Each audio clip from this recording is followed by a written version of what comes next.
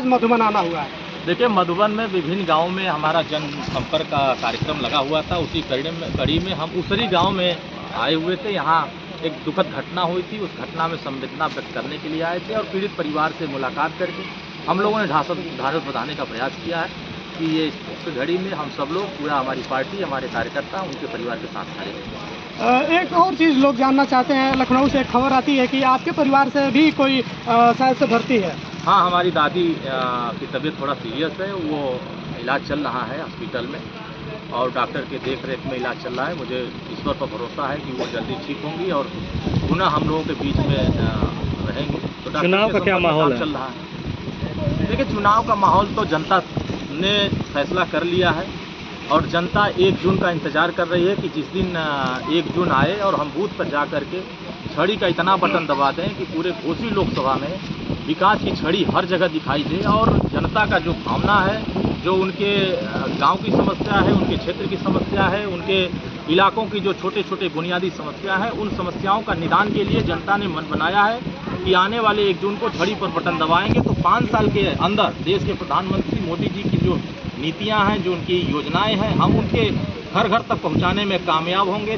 माननीय योगी आदित्यनाथ जी की नीतियों को हम घर घर पहुंचाने में कामयाब होंगे और घोसी की जनता एक विकसित घोसी की तरफ, एक डेवलपमेंट घोसी को देखने में उनके सामने नजर आएगा और उसी प्रयास के साथ हम भी सहयोग कर रहे हैं और जनता भी हमारे साथ मिलकर के सहयोग कर रही है।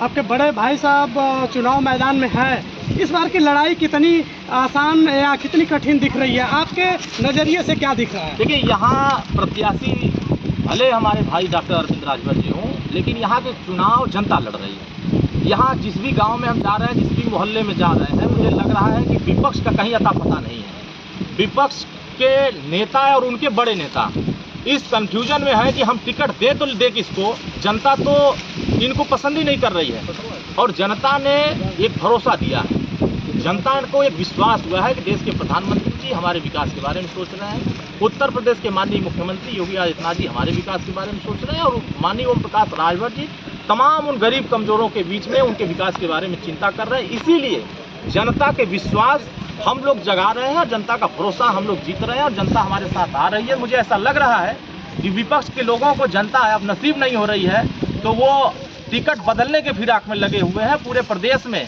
देख रहा हूं कि टिकट लोग फेंक के भाग रहे हैं, विपक्ष के टिकट पर लड़ना नहीं चाह रहे हैं। तो पार्टियां अब कंफ्यूज हो गई है कि मोदी के सामने खड़ा किसको करें।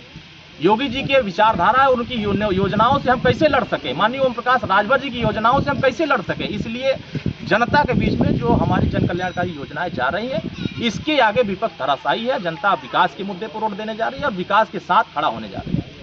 आपके पिताजी और पूर्वांचल की बात करें, ओम प्रकाश राजभर का जब नाम लेते हैं तो ये बड़ा नाम है और आपके पार्टी से सिर्फ एक ही टिकट है जो आपके बड़े भाई साहब को मिला है। तो मान सम्मान की बात है, रणनीतियाँ आप लोग बना रहे हैं, लेकिन जो विपक्ष के उम्मीदवार हैं, चाहे समाजवादी पार्टी का नाम ले लें, एक उन्हीं का चेहरा अभी तक सामने आया है, तो इनसे मुकाबला किस तरह का रहेगा घोसी में? विपक्ष तय नहीं कर पा रहा है कि किसको उम्मीदवार बनाए। अभी तक तमाम हम लोगों की पार्टी के प्रत्याशी गांव-गांव पहुंच जा रहे हैं, गांव-गांव जाकर के लोगों का आशीर्वाद ले रहे हैं। विपक्ष के नेता भी प्रत्याशी ढूंढने लगे हैं कि हमको प्रत्याशी कौन मिलेगी जिसके सामने मोदी जी के सामने लड़ाया जाए। समाजवादी पार्टी ने दे दिया, राजू राय फील्ड में उतर गए हैं। मुझे तो लग रहा है कि वो उत्तर प्रदेश के सबसे कमजोर अगर कोई उम्मीदवार होगा तो वही प्रत्याशी होंगे जिसको समाजवादी पार्टी ने उतारा है।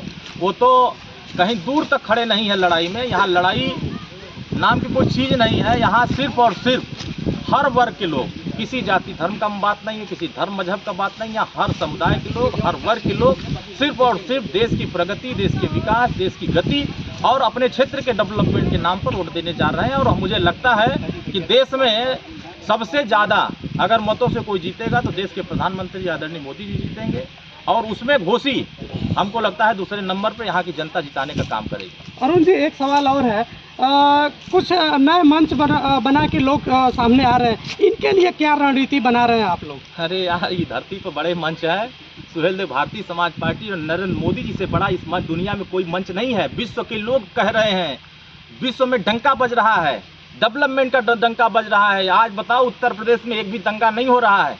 उत्तर प्रदेश में जो पूर्व की सरकारें थी लगातार दंगा करवाते थे, लगातार लोगों के साथ अन्याय करते थे, थाने तहसील ब्लॉक पर अत्याचार करते थे। गरीबों की जमीन लूटा करते थे, गरीबों के साथ शोषण करते थे। लेकिन आज माननीय योगी आदित्यनाथ जी की सरकार में अगर कोई गरीब के साथ खिलवाड़ करेगा तो उसके घर बुलडोजर पहुंच जाएगा। इसीलिए जो अपराधी थे वो जेल की सलाखों में, कुछ ऊपर चले गए, कुछ प्रदेश छोड़ दिए हैं। आज उत्तर प्रदेश अमन चैन की जिंदगी जी रहा है। उत्तर प्रदेश की जनता अमन चैन की जिंदगी, किसी के साथ भेदभाव नहीं हो रहा है। समाजवादी पार्टी के नेताओं को भी हम योजना का लाभ दे रहे हैं, बसपा के नेताओं को भी योजना का लाभ दे रहे हैं। सारे दलों को हम बिना दल को देखे, बिना धर्म को देखे हम सबको लाभ दे रहे हैं। इसीलिए हर वर्ग के लोग, उनके दल के लोग भी हमारा सहयोग कर रहे हैं। बड़े अंतराल से देश के प्रधानमंत्री तीसरी बार प्रधानमंत्री बनेंगे। 400 पार, 1 जून 400 पार रहेगा।